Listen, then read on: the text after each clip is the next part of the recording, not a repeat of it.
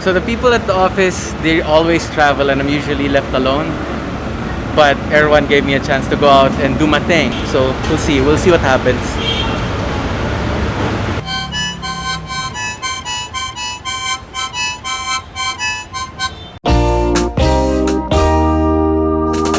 Taste of food.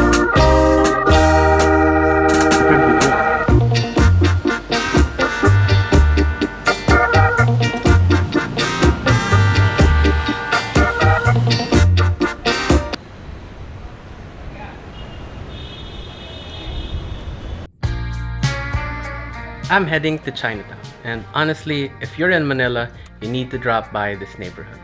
Not only is it the oldest in the world, it really is the best place for authentic Chinese or Phil-Chai food. And unlike other international counterparts, food here has actually remained authentic. So right now, we are at Binondo, currently at Ongpin Street. And ako naman, feeling ko I'm a good navigator and I can go through the whole place on my own. No guidance, except by internet. So I'll try my best. Pero shy ako.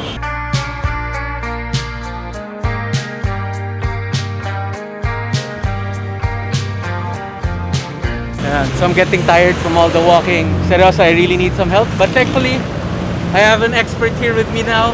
Hi. Sir Ivan Mandi of Old Manila Walks. Yeah. Actually got me thinking, you know, Binondo is a very Mami kind of a place. Yeah. But here's the thing. A lot of people know Mami, but they do not know anything beyond beef Mami. You heard that right. There isn't just beef Mami Noodles, and Ivan is the right guy to show me around. Our first stop is located in the institution Eng Bi Tin. They recently opened a restaurant on the second floor that serves up very delicious Cantonese cuisine. So Chef, welcome to Chinatown. Yeah, I'm very excited. Tapos yung una kong nakita talaga, sobrang ganda ng design, tapos ang lamig. So I don't know what to expect. Can I ask you where we are? Okay, so this is sort of a modern take of a traditional Cantonese style tea house, which is what they really wanted to recreate. And you know, you talk about Mami for most people. The basic idea of Mami for us would be like something that's soup. Yes. It would have egg noodles, egg noodles, thin broth, noodles. clear soup with chunks of beef or other beef parts. And that is basically something of a Cantonese version of a Mami. Because, you know, the Cantonese, they were a small group that came to Manila, but it was their cuisine that sort of took off, in which most people associate Chinese food with. But can I ask, where did the name Mami come from? Is there like a direct translation? Yeah. Mami is Tagalog, and it comes from the Hokkien word, Chinese word, ma-mi, which just means something like pork or meat noodles. The Mamis that we know are sort of kind of familiar with each other, which is this type of Mami. Yeah, in different recognizable, forms, actually. in different varieties, in different ingredients. This is the typical beef Mami. And I see some tendon there. Yes, There. made special. Can we say that this is like a Pares Mami or no? I wouldn't say it's Pares Mami, but it's probably where Pares Mami derives its origins from. And this one is something different, soy chicken. Soy chicken, yes. Noodle, no? Diba? But the most important thing is the broth, the noodles. Yeah, the broth. And then any kind of protein. Yes, no? The broth is very light. It doesn't taste like the typical Mami. You'd think it's gonna take a lot of flavor from the soy chicken, but it doesn't. Very clear, refreshing, thin soup. We have a word to describe good noodles. In Hokkien, we say QQ. I think the closest Tagalog word for it it's called maganit. Yung maganit na texture. So, al dente for Italian, QQ for Chinese. Yeah, Or QQ. Let's go for the beef. for the taste, for the beef tendon, slightly sweet. And I'm guessing that's because they add a bit of the braising liquid to their base, the soup base. And their magic. Right?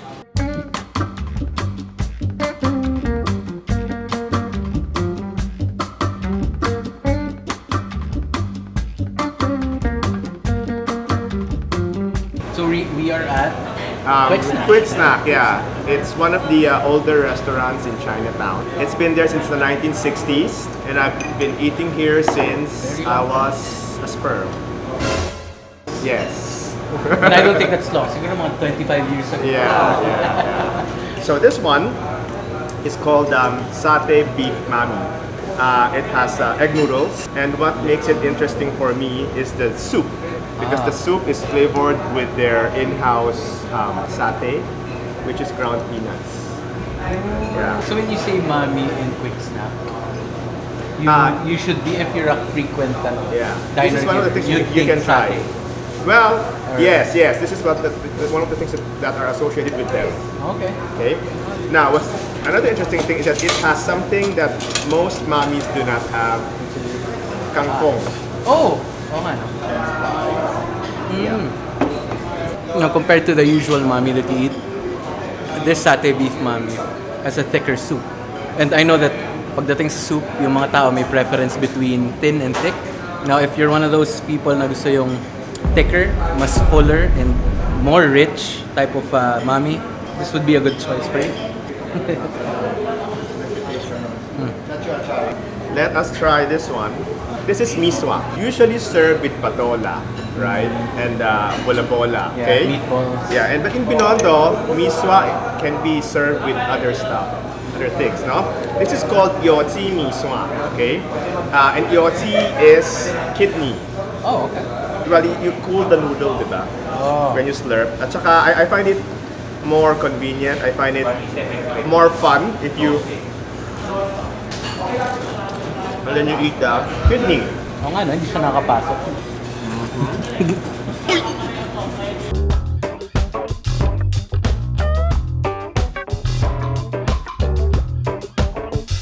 Let's go right Alwies. here to Alwies. See that? Yes, I know they're fresh lumpia. Yes, Pretty which is pretty famous. good. Yeah. Say hello. Hello. My Chinese teacher. I know this place because their fresh lumpia is pretty famous, but we're not here for that. We're here for Mami and just Mami. This is the Chinoy Lumpia. We're here for Mami and just Mami. And this is a bonus dish for our... we're basically having a merienda from Mami. So ibang-iba siya when you from the lumpiang sariwa na Pinoy talaga Tagalog. Kasi Tagalog style. So as usual, dalawang bowls tayo ulit.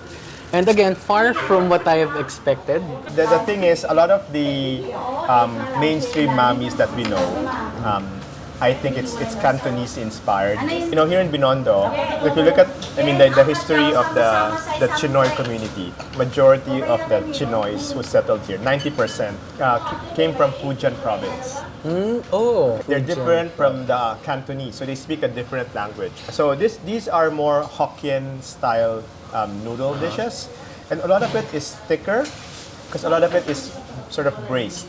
And this one called maki, so another thick soup. Very thick. Very compared thick soup, no? This is just regular, I guess, wheat noodles. I think we should go with this one first. Alright. Seeing as Okay. ito ang dami niyang thing. There you go. Very thick. Very I am thick noodle soup, intimidated. right? So different. This is childhood comfort food for me, lobihon, because I used to eat this after school.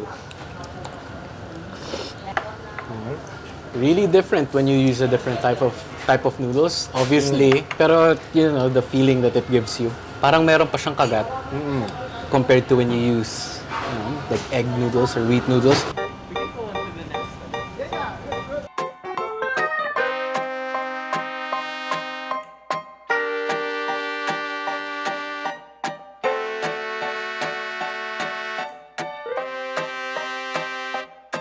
So I noticed when it's usually authentic, close to authentic Chinese food, Okay. parang ang daming servings.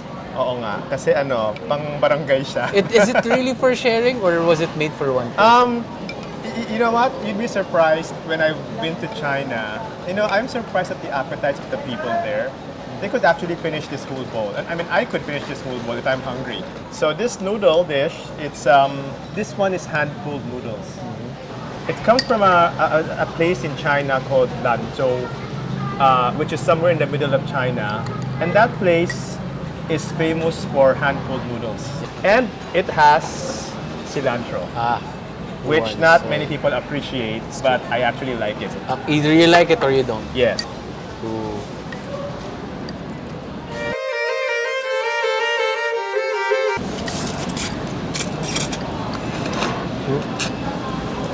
See the texture? Iba talaga. I think they put a lot of some herbs in it, like Chinese herbs. Medyo herbal taste yung sabaw niya kasi. Yeah, and it kind of cuts through the richness. Yeah. I mean, Very light. Of course, yun naman talaga yung gamit ni cilantro usually. But, you know, here, it's perfect and unexpected. This is one of my favorite things to eat here. What's that? It's namkwapyong. It's kalabasa cake. Pagbigyan nyo na kami, we need a break from all the ramen. Yes. Mainit-init siya. Oh!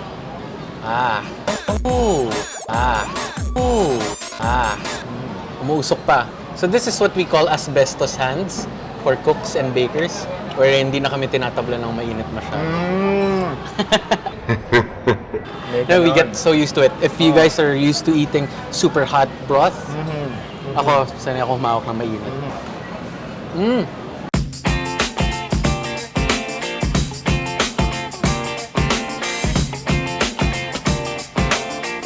So Ivan, thank you so much for your time. I've had enough Mami. I've touched so many of the grass here. And I've been away from the studio for too long. It's time for me to go back. Well, thank you for visiting us in our neighborhood. Oh, I love it here. Okay, All right, bye-bye. so I'll see you around. So today we went outside. It was nice. I haven't been outside on a food tour in a long time, and I quite enjoyed it. Almost got run over, got lost, made new friends, learned lots of history, ate all the nudes, took a couple naps in between, and cleaned up after myself. All in a good day's work.